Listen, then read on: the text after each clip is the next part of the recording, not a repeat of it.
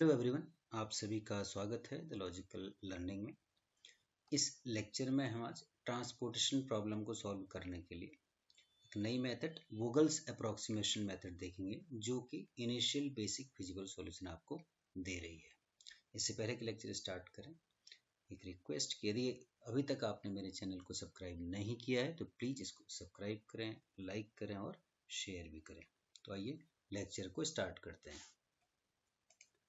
यहाँ पर जो प्रॉब्लम मैंने ली है ये वही प्रॉब्लम है, यदि आप देखेंगे, जो कि दो पहले वीडियो में, जिसमें कि हमने नॉर्थ वेस्ट कॉर्नर रूल और लोएस्ट कॉस्ट एंट्री मेथड को के हेल्प से सॉल्व किया है। तो वही ये प्रॉब्लम है, ताकि हम इसमें अंतर इसको देख सकें कि सॉल्यूशन में हमारे क्या क्या वेरिएशन आ रहे हैं।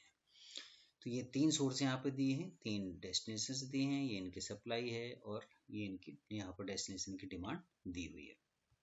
इस मेथड में हम लीस्ट कॉस्ट मेथड का कॉन्सेप्ट यूटिलाइज कर रहे हैं, लेकिन थोड़ा सा डिफरेंट तरीके से। यहाँ पर हम क्या कर रहे हैं कि पेनल्टी, एक एडिशनल टर्म यूज की गई है पेनल्टी, इसको हम यूज कर रहे हैं। और पेनल्टी क्या है, इसको मैं यहाँ पर लिखूं, ये है डिफरेंस बिटवीन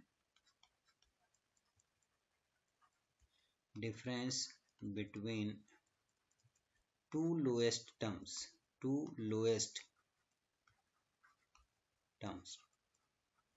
या ये भी कह सकते हैं कि first lowest term and second lowest term. तो हर एक रो में और हर एक कॉलम में हमें पेनल्टी को कैलकुलेट करना है।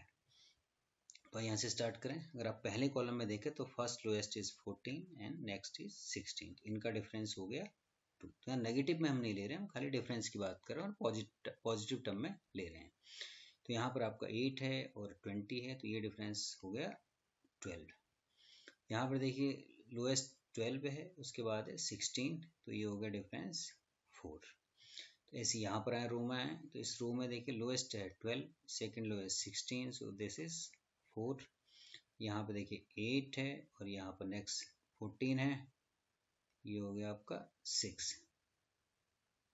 नेक्स्ट रो में अगर आप देखेंगे तो ये 16 है लोएस्ट, और नेक्स्ट जो है लोएस्ट 24 है, तो ये यहाँ पर डिफरेंस हो गया 8। तो ये हमने सारे डिफरेंस कैलकुलेट कर ली, इन्हें हम पेनल्टी कह रहे हैं। ये पहला स्टेप हमारा काम पूरा हो गया पेनल्टी कैलकुलेट करने का। अब हम जो भी सारी पेनल्टी हैं, चाहे वो रो में हो या चाहे कॉलम में हो, इन सब में हाईएस्ट पेनल्टी को सेलेक्ट करेंगे, और हाईएस्ट पेनल्टी 12 है। 12 आप देखेंगे किसके करस्पॉन्डिंग है, D2 डेस्टिनेशन के करस्पॉन्डिंग है। तो जिस रो या कॉलम, ये हाईएस्ट पेनल्टी कॉलम के लिए भी हो सकती है या ये रो के लिए भी हो सकती है। तो जिस कॉलम या रो में हाईएस्ट पेनल्टी आए, उस रो या कॉलम में आप लीस्ट कॉस्ट को आप सेलेक्ट करेंगे। यहाँ पर हम फिर से लीस्ट कॉस्ट वाला जो है कॉन्सेप्ट यूटिलाइज कर रहे हैं, लेकिन कब, हाईएस्ट पेनल्टी कैलकुलेट करने के बाद। तो इस कॉलम में जहाँ पर लीस्ट वैल्यू आ रही है, वहां पर हमें मैक्सिमम असाइनमेंट करना है। यानी कि 8 यहाँ पर अगर आप देखेंगे तो इस कॉलम 8 जो है मिनिमम कॉस्ट है, तो यहाँ पर हम जितना मैक्सिमम असाइन कर सकते हैं, सप्लाई टोटल 160 है और डिमांड लेकिन यहाँ पर 120 ही है, तो हम यहाँ पर 120 यूनिट्स असाइन करेंगे।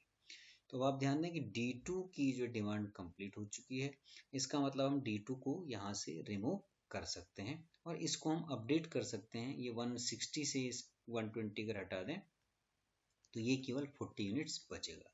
तो हम इसको नई टेबल बनाते हैं। तो ये देखिए यहाँ पर मैंने 40 यहाँ पर रिमेनिंग डिमांड, यहाँ पर रिमेनिंग सप्लाई मैंने लिख दी और D2 हमारा हट चुका है। अब वही काम जो हमने पहली टेबल के लिए किया था, वो हमें फिर से रिपीट करते हुए जाना है, जब तक का कि हमारे सारे असाइनमेंट ना हो जाए। तो फिर से यहाँ पर पेनल्टी कैलकुलेट करें, तो अभी मिनिमम 14, 16, तो ये हो गया आपकी 2, और यहाँ पे 12 एंड 16, तो ये हो गया 4। और यहाँ पर अगर आप रो में देखें तो क्योंकि 2 ही है, तो 2 का डिफरेंस आप निकालेंगे, ये आ गया 4, और ये भी आपका 4 एंड 26, 16, ये हो गया 10। सो पेनल्टी हमने कैलकुलेट कर लिया, and highest penalty is 10। So 10 highest penalty है। और इस, अब देखिए रो S3 के करस्पॉन्डिंग है, यहाँ जो मिनिमम आपकी कॉस्ट है 16 है। अब 16 में आप देखेंगे सप्लाई 90 है और इसकी डिमांड 150 है, तो हम 90 यूनिट्स इसको असाइन कर देंगे। तो अब S3 की सप्लाई खत्म हो चुकी है, तो अगली टेबल में हम इसको हटा देंगे और यहाँ आप इसको अगर अपडेट करेंगे तो 150 में से आप इसको 90 को हटा देंगे, तो यहाँ पर आपकी अपडेटेड, यहाँ पर आपकी बचेगी 60। तो ये 60 नेक्स्ट वाले में आपकी अपडेटेड जो इसकी डिमांड है वो अपडेटेड बन जाएगी। तो हमने ये नेक्स्ट यहाँ पर लिख दिया। देखिए D3 की डिमांड, अपडेटेड डिमांड अब 60 है और S3 को हमने हटा दिया। तो अब जो हमारे पास कॉस्ट मैट्रिक्स बचा है केवल इतना बचा है। तो फिर से अगर हम पेनल्टी कैलकुलेट करें तो यहाँ पेनल्टी हो गई आपकी 2, यहाँ पेनल्टी हो गई 6 और यहाँ पेनल्टी हो गई आपकी 4 और यहाँ पेनल्टी हो गई 4। इस तरीके से हमारी पेनल्टी ये सारी कैलकुलेट हो गई। तो हाईएस्ट पेनल्टी 6 आ गई और किसके अलॉन्ग है? D3। Minimum cost is 12। कितना असाइन कर सकते हैं? 60 यूनिट आप यहाँ पर असाइन कर सकते हैं। 60 और 200 में मिनिमम 60 है। अब ध्यान दीजिए D3 ये वाला जो कॉलम है ये कंप्लीट हो चुका है, इसकी डिमांड कंप्लीट हो चुकी।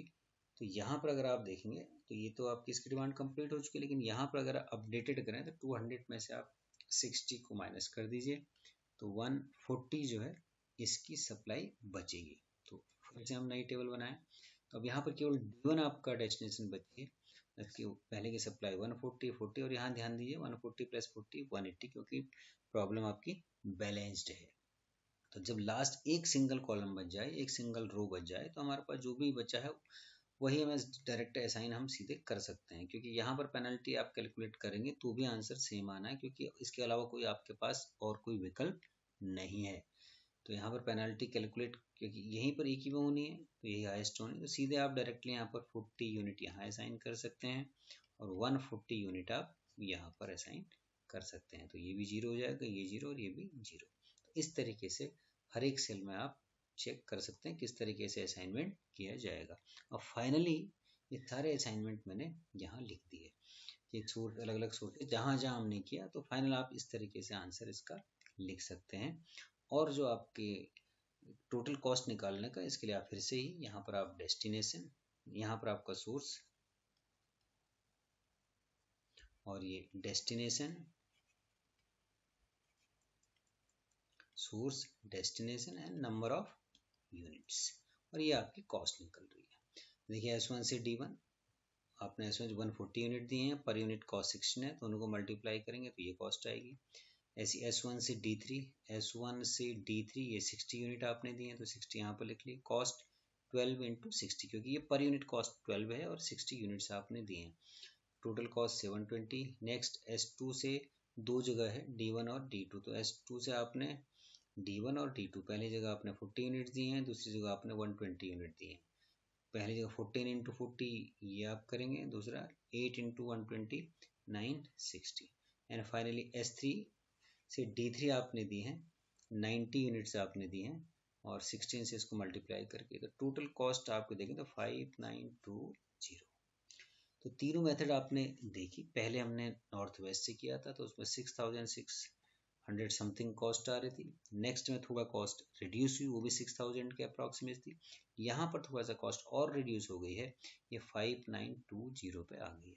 लेकिन ध्यान दीजिएगा ये तीनों के तीनों method initial basic feasible solution दे रही है, ये ऑप्टिमम सॉल्यूशन नहीं है। इसका मतलब इसको फिर से इम्प्रूव किया जा सकता है ताकि हमें और भी कॉस्ट कम हो जाए, उसके लिए लेकिन अलग से मेथड है। ये जो मेथड्स हैं ये केवल और केवल इनिशियल बेसिक फिजिबल सॉल्यूशन निकालने के लिए दी गई है। तो उम्मीद करता हूँ कि आपको ये मेथड समझ में आ गई होगी।